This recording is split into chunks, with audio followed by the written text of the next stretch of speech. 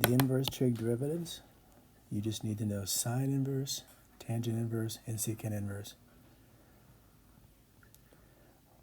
Have those memorized, or be able to derive them in under 60 seconds.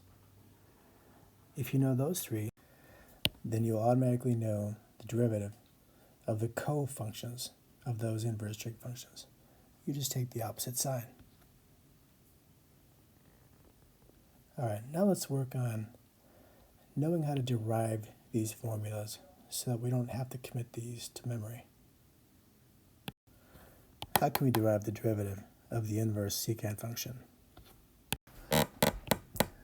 In other words, find y prime if y is the arc secant function. We'll begin by writing that y equals the inverse trig function out.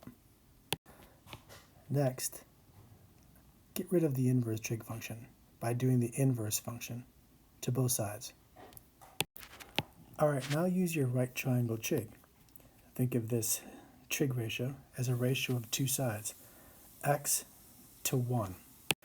Then draw a right triangle, keeping in mind that this is a trig ratio of an angle measure equals a ratio of sides. So let's let this acute angle be y, and then we're going to label two of these sides as x and 1. Well, the secant ratio is hypotenuse over adjacent. That is the reciprocal of cosine.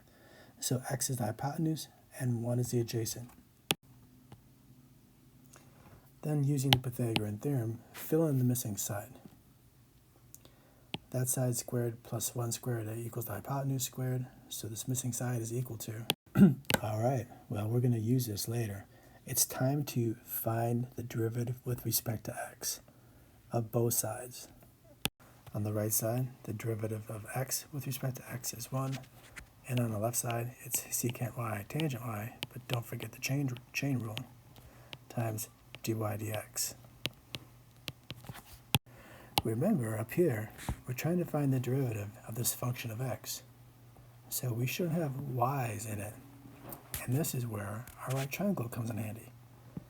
Secant of y is equal to x over 1. And tangent of y is equal to this root x squared minus 1 over 1. We can make those substitutions and everything will be in terms of x, and we can find our derivative with respect to x of our function of x. Here we go. The substitutions are complete using our right triangle, and when we solve for dy dx, we end up with our derivative formula for the derivative of the inverse secant function. That's how they all work.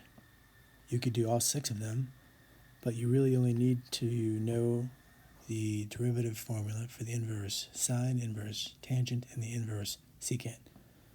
And then the cosine, the cos of all those, the inverse cosine, inverse cotangent, inverse cosecant, will all just be these formulas with a negative sign in front of the one. Go ahead and try it. Prove to yourself that you can derive these formulas. You can probably quickly learn how to do it confidently in under 60 seconds easily. Let's try one. We start with y equals the inverse tangent.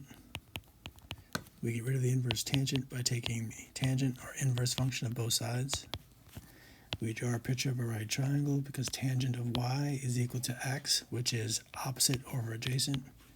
We use the Pythagorean theorem. This is 1 squared plus x squared equals c squared, so that's c. We can take the derivative now of everybody with respect to x, and we get secant squared of y times y prime. The derivative of the right side is 1.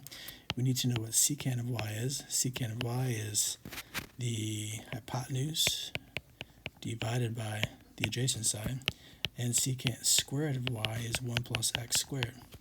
So we have 1 plus x squared times y prime equals 1. Y prime is 1 over 1 plus x squared. And there's a derivative formula for the inverse tangent function. So you can memorize all these derivative formulas, but I would encourage you to try 1 or 2 more of these on your own until you feel very confident that you could do this a month from now or even 2 months from now.